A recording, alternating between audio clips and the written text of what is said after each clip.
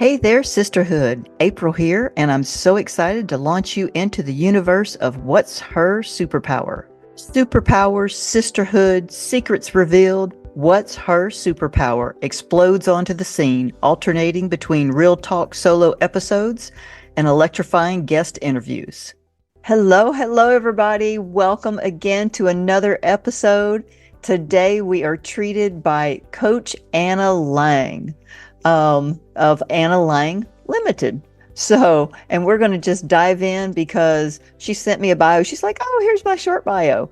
And I was like, "Oh, yeah, we'll talk about this, this as we chat." Oh, welcome, Anna. Thank you so much for joining us today. Thank you so much for having me, April. We got to talk a little bit earlier in this week, and I really loved your energy and I loved what this show is about. So I'm really excited to be here. Good. We are excited to have you. So tell us a little bit about what you do. Okay. I am a transformational life coach, and what I do is I study the neuroscience of stuckness. So that's how people get stuck, why they stay stuck, and then how they get unstuck again. And I support my clients to get through that space. I love how you just, keep it simple because being stuck to one person is going to be different than being stuck to another person. So, Yeah. Often they tend to come from the same place, from the same base, but you're absolutely right. How I perceive my stuckness will be very different from even the words I use, everything how we approach it will even be different. So absolutely. yeah. Now, how long have you been? Because I just glanced at your bio and you've been a busy woman. So, how did this part of your business come to be? Ooh, well, that takes me into a little bit of a story. Do we have about 5 minutes? Of course. And you know what? If you want to go back and say, well, this has been my path, that would be great too. And that way, because I really want the women at home that are listening to this to kind of see themselves in the women that we interview, because you might say something and somebody at home's going to say, you know what? That's how I feel right now. So she got out of that. She came through this and look at her now. Well, I'm down. I'm totally down. And we can do the origin story, and I think I can make it reasonably succinct.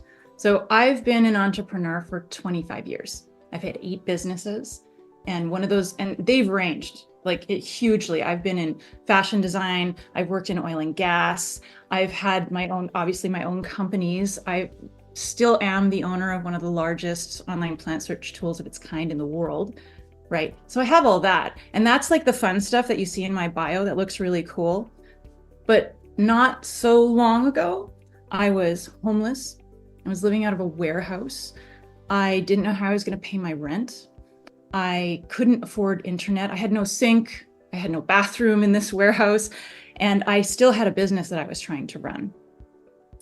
And I would go to a local McDonald's within walking distance. And at the time I was a photographer. So I had a photography studio. I was running a stagette design, entertainment business. So I would organize stagettes for women. It was all sorts of different things. But I had to deliver on these things, and a lot of it was digital. So I'd go to the local McDonald's and I'd have this empty coffee cup and I'd stick it on the table because I couldn't even afford coffee. But I needed the internet to deliver my files. Like that's where I was. Mhm. And the crazy thing about that situation was that nobody knew. My parents didn't know, my friends didn't know, nobody knew. And there were 2 reasons why nobody knew. One, I was terrified of anyone finding out because I was a business owner and I didn't want to lose my clients. The few that I had at the time, I was like, if they know how crazy my life is right now, they're going to bail. And then I will really be SOL. Like I'm holding on by a very thin thread. And then 2, I had walked out of a 16-year relationship with only the clothes on my back. And so nobody knew about that either. And I didn't want them to know about that. I didn't want them to see how imperfect I was, how flawed I was. Your social media profile shows everybody the resume, like what you see of the 8 businesses, the money, the where you live. But when you're in that state, You don't want anyone to see it. So what I would do to hide this from the world, this is the insane schedule I had. I would get up at around 4 or 5 in the morning. I would go to my old house where my ex was still living. I would be there when the kids woke up. I would get them ready for school, send them off. They had no idea what was going on. I'd go back to the old warehouse. I'd work all day trying to hold this, like, pull these balls I was holding in the air and pull all the strings together. I would head back, meet them off the bus, wait for them to fall asleep at night, do all the stuff around the house, then go back and sleep. And I would do this over and over again while nobody knew that was going on. And this went on for quite a long time, actually. It went on for about 8 months, 6 months. And then about 2 days before Christmas, I got this phone call. I got this call from my brother, and he's like, Anna, I'm so excited. We can't wait to spend the holidays with you. And I was like, literally, WTF, what is happening? What? Yeah, your face. That's it. That was my face. I was like, what? And through the conversation, I found out that my ex had invited my brother and my sister-in-law to stay with us at a house that I had not been living in. He had organized a party for the whole family. And I was like, what? And here's the thing, and this is why I'm telling you this story. It's sometimes really easy to blame the world for where we are. Mm-hmm. You know, I said that it was my ex being a manipulator. That's why I wasn't telling people. I said that, you know, the timing was never right and it was always inconvenient for somebody else. And I said that was him manipulating me. But really, it was exactly what I said earlier. It was my own fear. And sometimes we've got to see our own role in a situation before we can do anything to get out of it. And my brother's call that day was like a wake-up call for me. And I was like, oh my God, I see patterns here.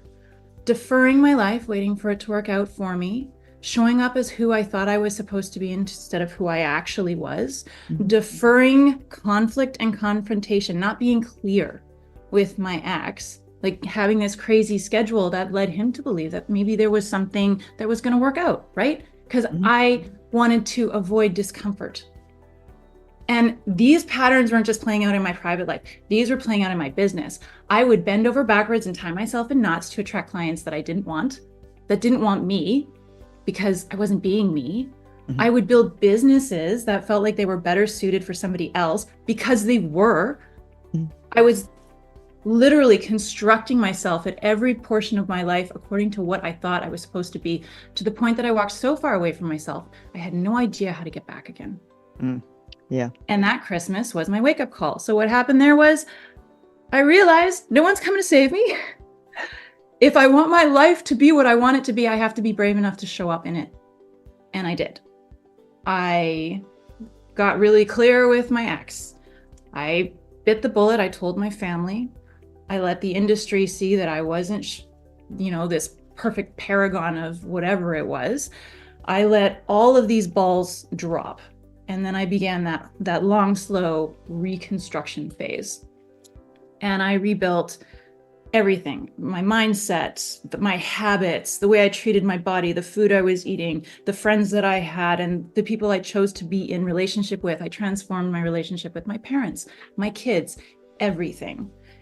And it's a funny thing when you do this, you learn a few things, right? Yes. About yourself and everybody around you.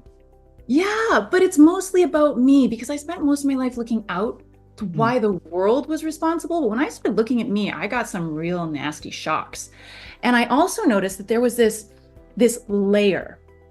And this is really important because if you've ever taken a course or you've done a workshop or you've undertaken a really big task and you feel like you're spinning your tires, well, everyone else around you is getting it and having the momentum and moving forward and getting all of the results that you are working your ass off to get. And it's not because you're not smart, and it's not because you're lazy, and it's not because you don't want to do the work. It's because this layer has gaps.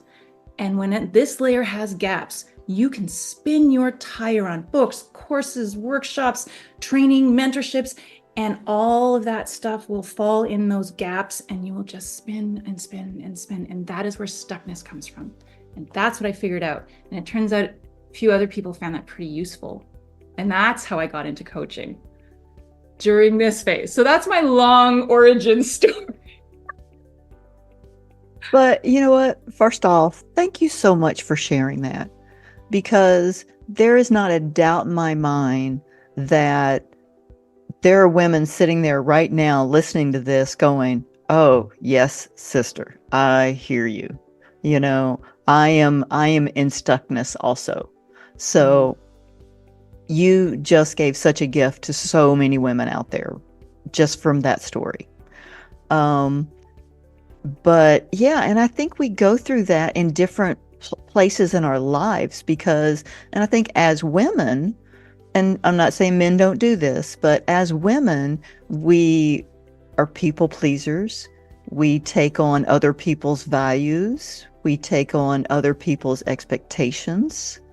And I know when I retired out of the military, after 20 years of living a certain way, I had to go through a journey of finding out who I was. And like you said, the work is not always pretty.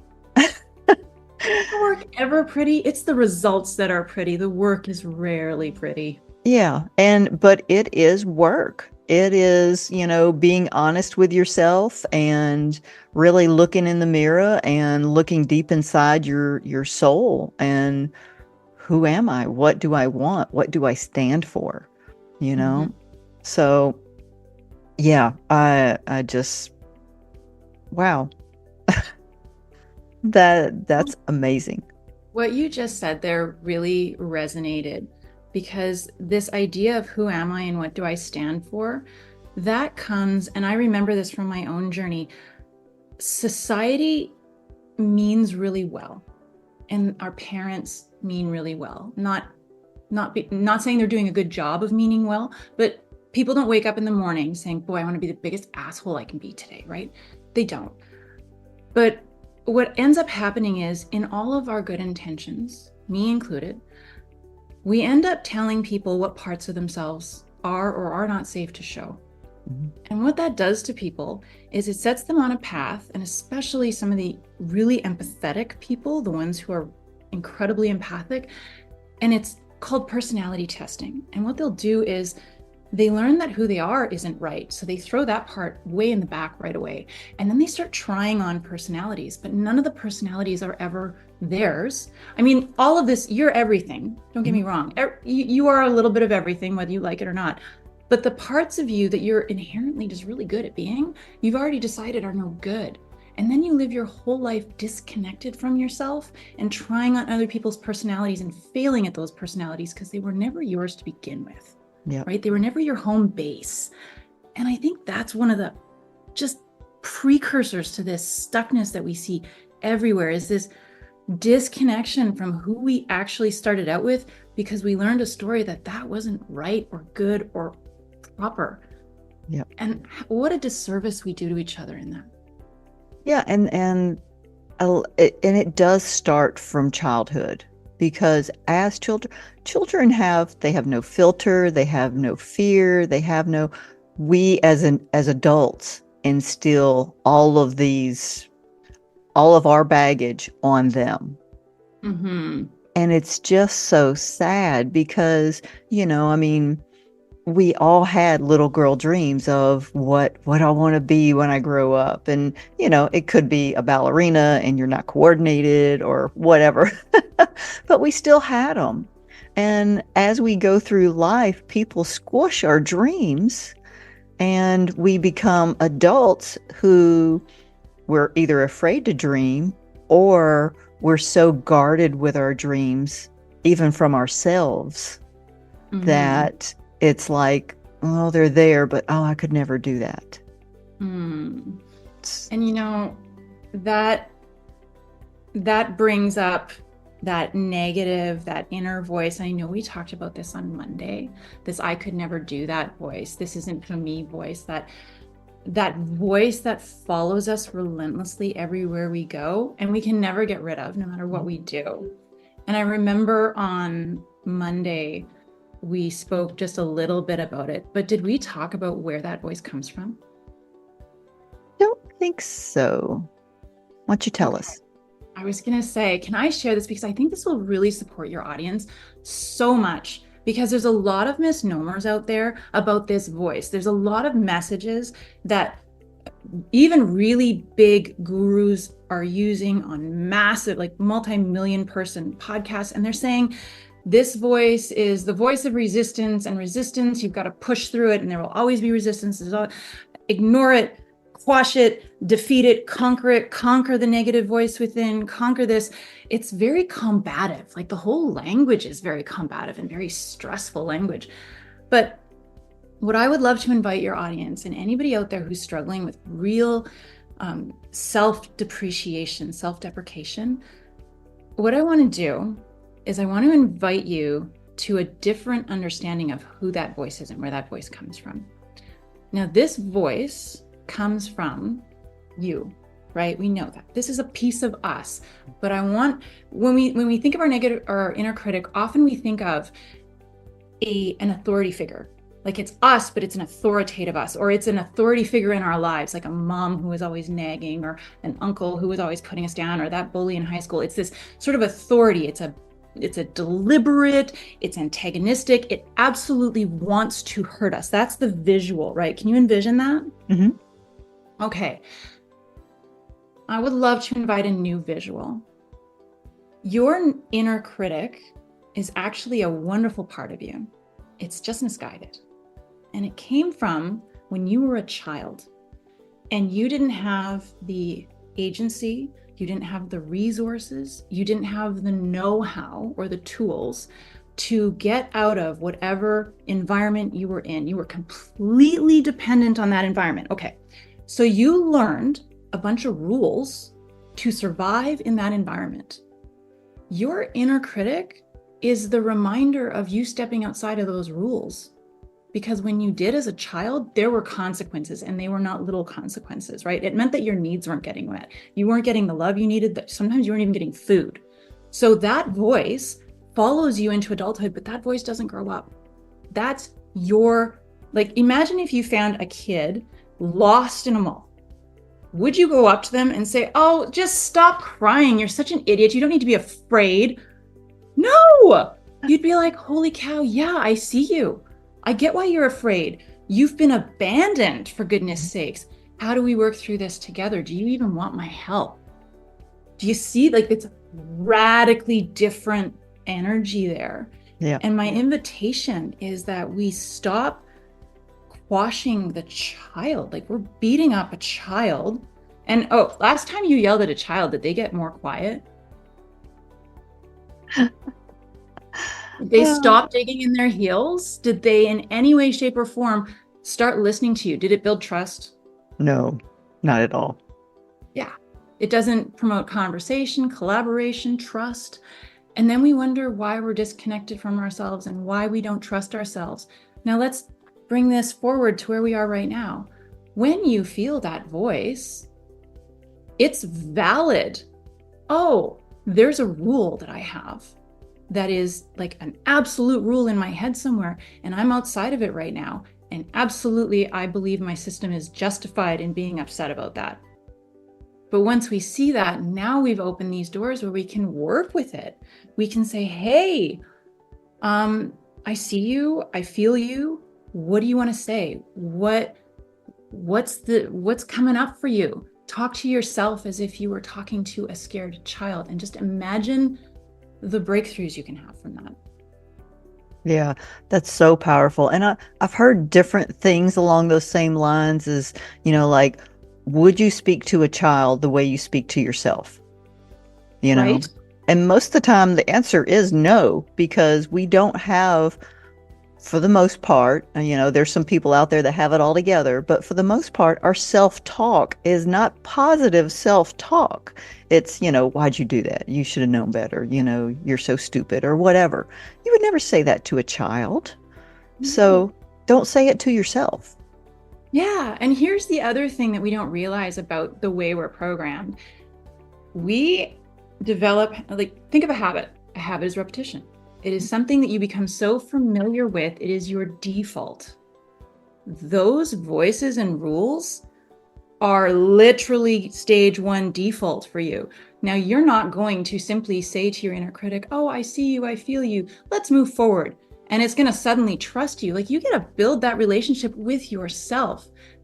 Your inner critic is a reflection of your own ability to sit with your discomfort, be compassionate with your discomfort, and seek to find ways to work with it. You will not get unstuck if you cannot be compassionate to yourself. I promise you, you will stay stuck. You might make a lot of money and you will still be stuck. Yeah. Yeah. So good. So say, if somebody comes to you and says, I'm stuck, whether it's business, personal, whatever, you have courses, you have one-on-one coaching, what kind of things do you have? Well, I have 5 different courses, but if somebody comes to me right away and they're like, I'm stuck, and it really depends on, have they done the work before? Are they clear about where they're stuck? And that will help me to determine whether or not, one course over the other. But here's sort of a synopsis of the different zones. If you're new to this work and you've never heard of the root program, Running Your Life, like that's that base foundation. I haven't talked about it at all, actually, but I mentioned it. The base program, that program, then you're looking at what I call the Radiant You. Radiant You is my membership, and it's $7 a month. And it comes with a course, it comes with weekly training. That's where I send people, because if you don't have the foundations, the other stuff is going to be a waste of your money. Because like I said, it's just going to fall in the cracks. The training is excellent, but what the Radiant You program does is it sets you up with an understanding of, just like your inner critic, why do I sabotage myself? Why do I procrastinate? Why am I, kicking my own butt, basically? And we learn that it's a good system, and that healthy system is just out of whack, and we get to bring it into balance. That's it. It's one program. You learn that, and then you learn what I call the 6 keys. And the 6 keys are 6 specific ways of showing up in the world, things that you get to embody so that you can work with the system. Because if you can't work, if you know it's there, but you don't have these things in place. For example, the number one thing is self-compassion. If you cannot be self-compassionate, there will not be progress. You'll stay stuck. It's going to happen. And you're going to tank all your relationships too. I'm just saying. So there's 6 of these things, and that becomes your foundation. And then once people have that, they've got a grip on that, I have something called the Rut Relief Roadmap. And that's the in-depth. That's the biggie. And that one there's 9 safety programs that are in play that cause self-sabotage. 9. And when you dial those in, it's amazing to watch. People who see no movement. I should show you some of the testimonials, but you cannot stop your life from exploding because you are no longer in your own way, and it just blooms. And it's terrifying. And some people find the momentum really scary, which is normal. But that's what happens. When you get out of your own way, all kinds of stuff happens. And then if people are really interested in diving into a specific area, I have like the Negative Self-Talk Decoder program, which based on what we just talked about, how do you work with your inner critic? How do you calm your inner critic down when you're new to this stuff? How do you not freak out? How do you sit with the emotions when you do freak out? That's that program. And then I have the program I'm running at the end of this month, which is a Build a Better Year. So I'm not one that says, go plan your life, and I give you all the tools to plan, and then the plan doesn't work. Well, there's a reason the plan doesn't work, and it's because we get to build a better year. We get to go back, just like I did with the negative self-talk, and we get to go in and say, here's what's underneath. Here's how we decide what we want in every area of life. Here's how we know we're going to go after it. And here's how we're going to make it happen. And that's at the end of the month. And that's the Build a Better Year program. Yeah. And that is so powerful, that you walk people through the process, because it's kind of like a friend of mine does.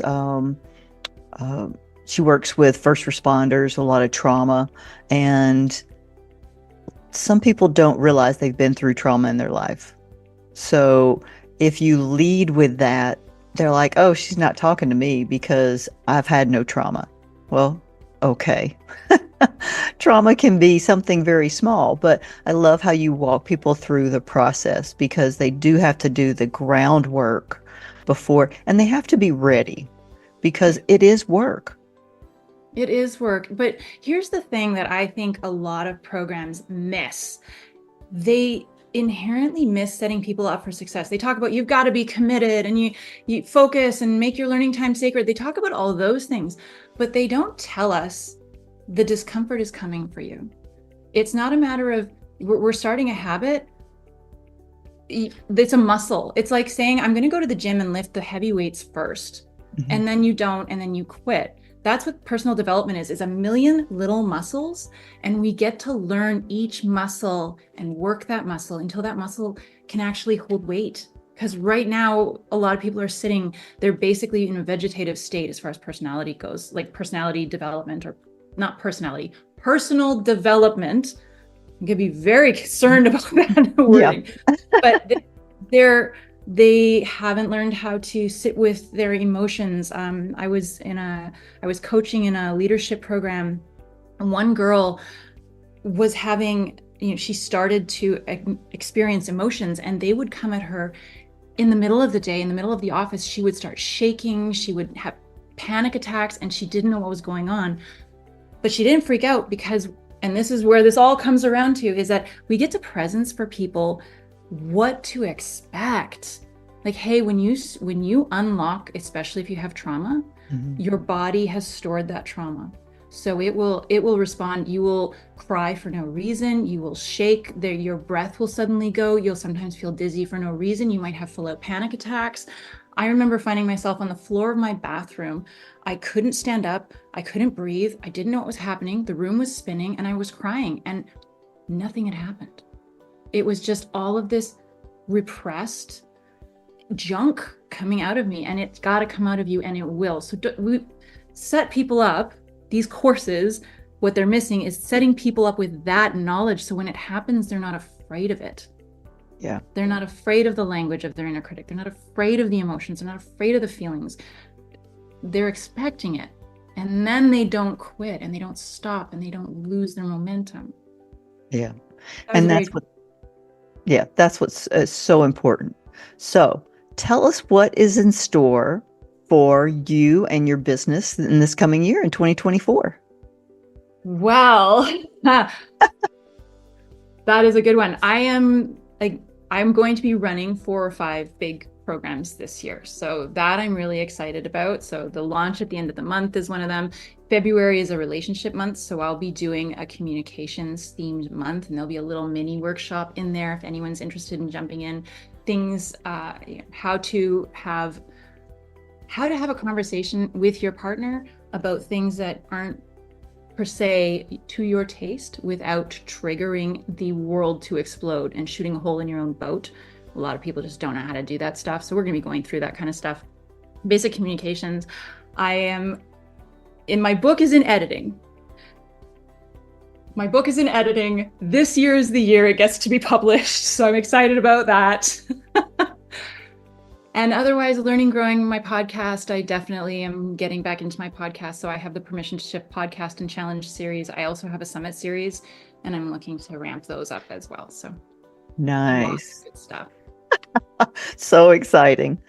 Now there's 2 questions that I ask everybody. So as a woman, what do you feel like your superpower is that you bring into your business?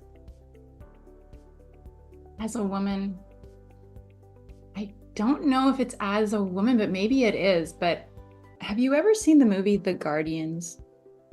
It's a cartoon. It's Santa Claus and this like super jacked Easter bunny, and I don't think so.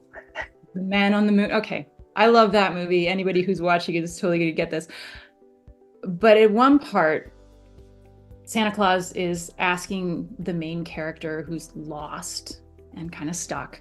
He's saying, what's your core? What's your core? And he's explaining, like those little nesting dolls, your core is what drives you. It's a special thing you bring to the world. Mm-hmm. And I remember watching that movie and thinking to myself, oh, well, mine is wonder.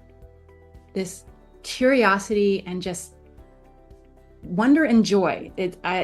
Wonder is the best word for it. I see something, it's like, ooh, kind of like there's a 5-year-old in me that's never grown up. And then Santa Claus says his is wonder. And I'm like, ooh, I'm aligned with Santa Claus. But I bring that to my coaching because here's what that does. It, one, it allows me to see that people aren't the masks they wear. They're not the trauma that they're experiencing. They're this beautiful cocktail of possibility, and they can always unlock that possibility. And I see the possibility. So it's wonderful, wonderful. And I think that really that's the magic that I bring, aside from the fact that I've gone through the stuff so that I can support them with this stuff. Yeah. And that's so powerful too, is that, you've walked that journey. So that firsthand experience of having been there and survived and just like you're gonna survive this. That you just have to do the work to get through it. So the last question is, what is your word for 2024? So my word for 2024, I'm carrying over bloom, but also release. Release, release, release. There's so much stuff. And I was asked this on an interview I did last week. The host said, "What do you see for 2023?" And I said, so many people, including myself, I feel like there's this sort of held energy, like we've been holding our breath, and I don't know why, but I feel it. And I feel that we're all ready, me, the universe around me, to release that breath, to release whatever that is. And it might come in all kinds of unexpected forms, but that I feel is the theme: release and bloom. Yeah, so good. Yeah, and I agree with that. And I don't know if it's like a holdover from COVID where we've been holding our breath to see, is it coming back? Is it gone for good? Is it are we going to shut down again? And I agree. I think people are waiting to exhale and just to see if because now it's like madness. You watch the news and you read things and you're like, people are losing their minds. What is going on? But that's a whole different series. So we'll. That is a whole different series, but I've very much limited. I don't want to stay outside of what is going on in the world. It's very important to be aware of what's going on, and the mood and the energy of the world is important. But I also don't want to immerse myself in a lot of darkness and a lot of negative energy and a lot of the stuff that I feel is unnecessary extra junk. I have zero interest in it. I have zero interest in the gossip. I have zero interest in negativity for the sake of being negative and worry for the sake of worry. Absolutely give me the facts, but don't give me all the worry with it. Yeah. I can work with myself. Keep the drama to yourself. Yeah. Unless in my coaching sessions, bring it to me. We'll help. I've come to that conclusion. I don't need drama in my life. Okay. If you're bringing drama and that's all you have to offer, then I'll pass. Thank you. Yeah. So thank you so much, Anna, for your time. It's such a joy to talk to you, get to know you, and just hear your story of survival. And it's not just survival, it's thriving. I mean, you've come out the other side of, the valley, and you're shining and you're helping other people. And I love that about you. Well, thank you so much, April. It has been such a treat to talk to you and to be on your show. So thank you so much for having me. I love what you're doing here. And anyone who's watching this show, I hope that you continue to follow April and you refer all your friends to her. Thanks. And of course, we'll have Anna's contact information in the description and ways that you can reach out and find her. And she might even have a gift for us. So we'll stay tuned for that. But I do have a gift. Do you want to tell them? No? Go ahead, tell them. I was going to say, we can wait. I don't want to, you just did a beautiful wrap up. I have the Negative Self-Talk Toolkit, and it has some incredible resources in there. There's a step-by-step process. It's 5 easy steps to calm your inner critic. There is a special tool that there's little sections in there so you can follow and track and convert the conversation, and it's all laid out for you. There's 4 tools in there. It's absolutely free. I'm going to drop that link for you guys. Go in, get in on it. And this toolkit will not convert your inner critic. It's not going to stop it. This is specifically aimed at releasing the pent-up energy that has accumulated over your life. Once you've got some space, then we can start doing the work. So thank you so much. I'm excited. I can't wait for everybody to get it. I'm going to pick it up because, we all have an inner critic. Thank you so much, April. All right. Y'all have a great day, and we'll be back soon for a new episode. Bye. Forget unicorns. Unlock your true potential with actionable tips, inspiring stories, and a whole lot of laughs. Join the mission. Subscribe now. Find your own What's Her Superpower. Join the mission.